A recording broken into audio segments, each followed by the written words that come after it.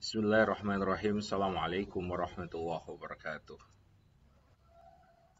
Innal hamdalillah nahmaduhu wa nasta'inuhu wa nastaghfiruh wa na'udzu billahi min syururi anfusina wa min sayyiati a'malina. May yahdihillahu fala mudilla lahu wa may yudlil fala hadiya lahu. Asyhadu an la ilaha illallah wa asyhadu anna Muhammadan abduhu wa rasuluh. La nabiyya wa la rasula ba'da.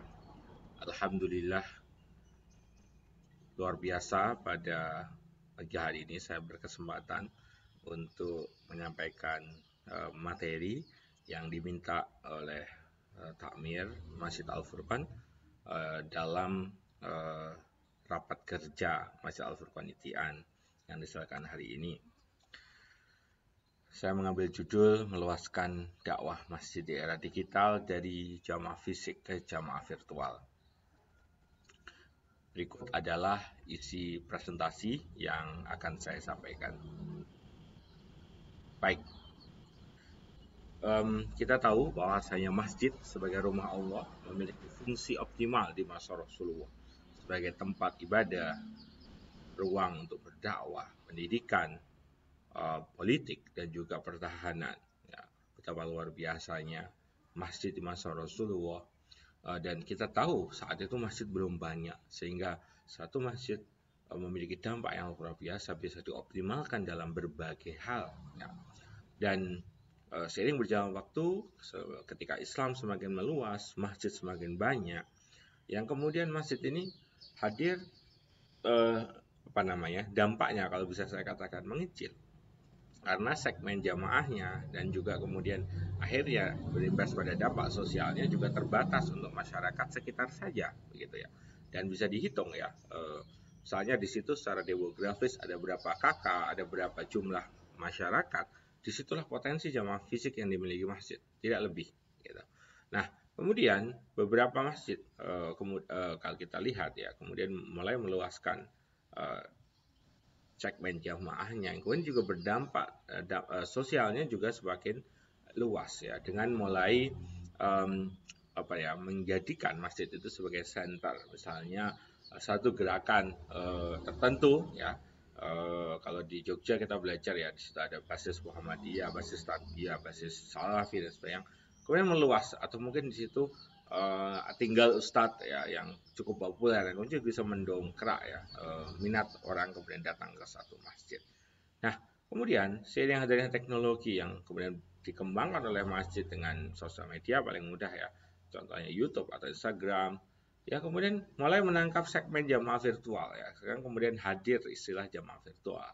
Tidak lagi mereka secara geografis berada di sekitar masjid dan bisa hadir setiap waktu ke masjid ya, karena mungkin jauh, tapi dia selalu mengupdate, mendapatkan banyak hal dari masjid. Nah, dan hadirnya pandemi ini mendorong manusia untuk semakin mengoptimalkan teknologi ya, dan bagaimana kemudian Al-Furqan ini mengambil peluang ya, perluasan dakwah masjid era digital dalam momentum pandemi ya ini ya, tapi juga tidak meninggalkan jamaah fisiknya ya. Maka bagaimana kemudian saat ini dengan teknologi Al-Furqan bisa terhubung dengan siapapun di seluruh dunia ini. Nah, bagaimana kemudian juga kita meluaskan dampak. Nah, dampak dakwah ini. Nah, saya mulai dari modal yang sudah dimiliki Masjid Al-Furqan untuk dakwah digital. Luar biasa ya. Instagramnya maupun YouTube-nya ini sudah punya 6.695 follower ya untuk Instagram, dan 1.750 subscriber untuk YouTube. Nah, inilah zaman virtual ya. Sudah lebih dari 8.000. Tapi bagaimana agar 8.000 orang ini selalu terikat dan tertaut dengan sosmed Masjid Al-Furqan. Nah, kemudian positioning dengan masjid lain ini ya, ini saya iseng-iseng coba bandingkan dengan Sultan ini Al-Salam, Keranon ya, Al-Ittihad, Muhajirin, Al-Islah, Wiratunggal, dan juga Masjid Muthahirin ya, yang di situ sentralnya PRM misalnya. Nah, di sini followernya Al-Furqan jauh lebih banyak ya. Jauh sekali ya. Nah, jadi tidak lagi pas dibandingkan dengan masjid-masjid ini, artinya sudah melampaui ya. Dan inilah bukti ya, berarti dakwah virtual Masjid Al-Furqan ini lebih besar sehingga ini menjadi modal yang sangat penting. Nah, tapi kalau kita bandingkan dengan masjid lain di Jogja, ini yang menarik ya. Saya coba bandingkan dengan Jogokaryan, dengan Nurul Asri, dengan Abab UI, dengan Pogung Raya, dengan Jenderal Sudirman, Masjid Kampus UGM, Masjid Gede, dan juga Masjid Ahmad Dahlan UMY. Ya, di sini Masjid Al Furqon ini unggul ya secara dakwah virtual dari masjid yang berafiliasi Muhammadiyah. Setidaknya saya ambil di sini sampelnya Masjid Gede dan Masjid Kiai Haji Ahmad Dahlan UMY. Namun memang masih tertinggal dari masjid-masjid kampus ya, di Jogja dan juga masjid yang punya segmen kajian yang spesifik dan mungkin juga ustadz-ustadz yang rebranding secara spesifik ya. Saya beri contoh, kalau masjid kamu wajar ya karena secara jumlah mahasiswa mereka sangat besar dan itulah jamaah potensi jamaah virtual mereka puluhan ribu tentunya. Nah, tapi ada beberapa masjid yang menarik ya kalau kita lihat misalnya Jenderal Sudirman ini punya kajian khusus filsafat. Nah, yang kemudian ini yang menjadi magnet. Orang datang ke Masjid Sudirman, orang pengen lihat apa update terbaru dari Masjid Sudirman.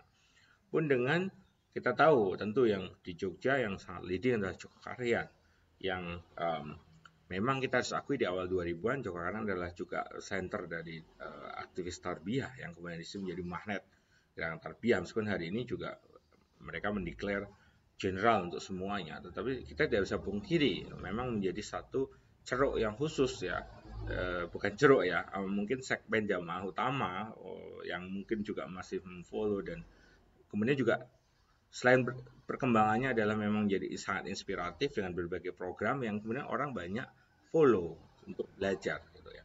Nah, kemudian Nurul Asri juga ini kajian-kajian populer ya kalau Nurul Asri. Dan kebetulan memang juga dekat UNI UGM dan tapi memang jauh melampaui masjid kampusnya gitu. Jadi ini yang menarik ya, yang kemudian kita bisa belajar. Oke, baik. Nah, ini catatan saya atas strategi dakwah yang sudah dilakukan. Pertama untuk Facebook. Facebook ini lama nggak diupdate ya. Terakhir 29 Desember 2019. Cuman yang follow cuma 157. Tentu ini menjadi sangat kecil. Padahal kita tahu Facebook masih cukup diminati oleh generasi milenial. Nah, bahkan generasi sebelumnya, ya ini lebih familiar. Memang dibanding generasi Z dan generasi Alpha, mereka nggak terlalu minat mungkin ya dengan Facebook. Tetapi generasi tua ini masih meminati ya, generasi paruh baya dan tua. Maka ini perlu diperhatikan. Nah, kemudian pada aspek Instagram ini juga masih banyak saya kira yang mesti dioptimalkan. Pertama adalah bio, bisa dilengkapi ya. Di sini kontak, alamat, kontak person, nomor rekening, kemudian highlight. Ini kan baru, ini juga nggak nyambung ya, info parkir dan Ustadz Hana. Padahal poin-poin highlight harusnya mungkin yang lebih general apa gitu ya. Kemudian memfollow lebih banyak lagi akun Ustadz, meskipun Ustadz populer ya, meskipun sudah ada beberapa saya lihat. Nah, kemudian bagaimana dioptimalkan dengan info kajian? Yang kemudian di situ memang info kajian sudah ada, namun hampir tentunya tidak semua feed berisi info kajian. Nah, kemudian dibuat jadwal harian, Senin posting apa, Selasa apa, Rabu apa, dan itu yang kemudian membangun engage ya, keterikatan dengan followernya.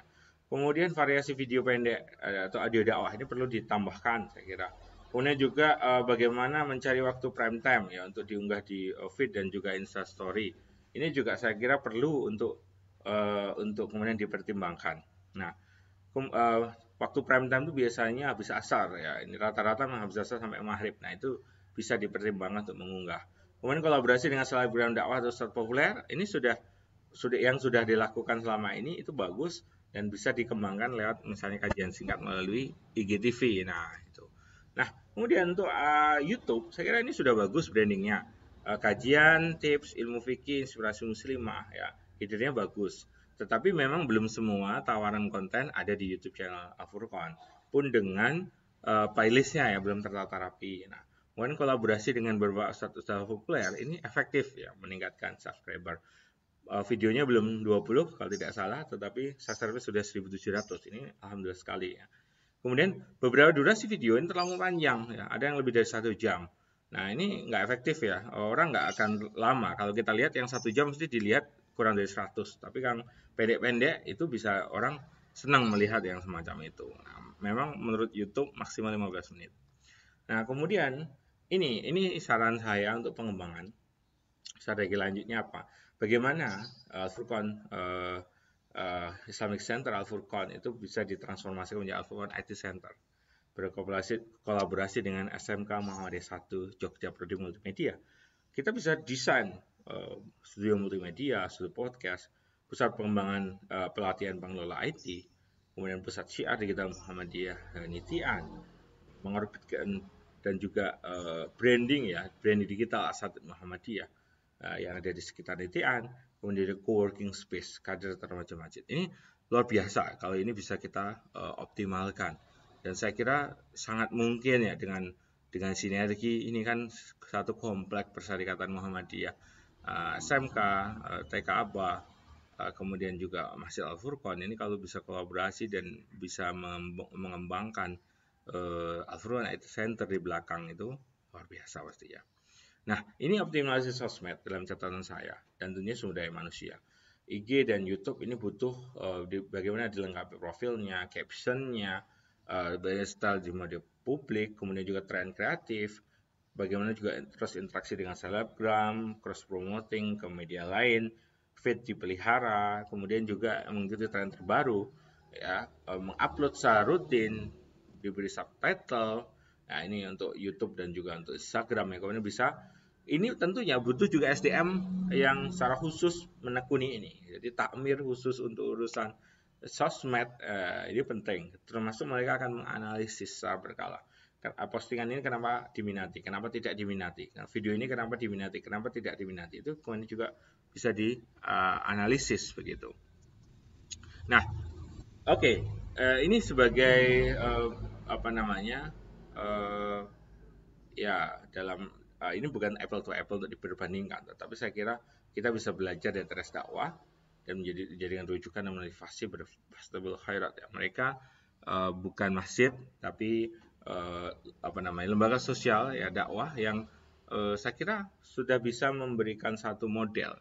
Mereka punya apa namanya, platform digital Instagram dengan followers 138k ya, dan juga untuk YouTube 162 subscriber dan sudah mendapatkan silver button ya dari YouTube. Saya kira ini luar biasa, bisa menjadi contoh dengan variasi postingan yang kemudian ini juga bisa menjadi rujukan ya, apa namanya, dengan berbagai khas anak muda ya, yang saya kira menarik model-model postingan. Rata-rata yang menyaksikan juga tentunya lebih besar ya dari apa yang sudah dilakukan Al-Furqan, ini bisa menjadi rujukan.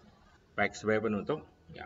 Jadi Masjid Al-Furqan ini merupakan representasi Masjid Wakaf Persyarikatan Muhammadiyah yang menjadi harapan baru pengembangan dakwah digital berbasis masjid ya, dan insya Allah bisa bersaing dengan masjid-masjid besar lain di Jogja pun dengan masjid-masjid kampus. Tapi tentunya butuh strategi yang perbaikan dan fokus yang besar, kemudian juga tentunya support karena IT ini juga membutuhkan pembiayaan yang kemudian juga perlu difikirkan, dan saya kira kolaborasi dengan SMK Muhammadiyah 1 ini menjadi satu alternatif di awal untuk mendongkrak banyak hal ya saya kira.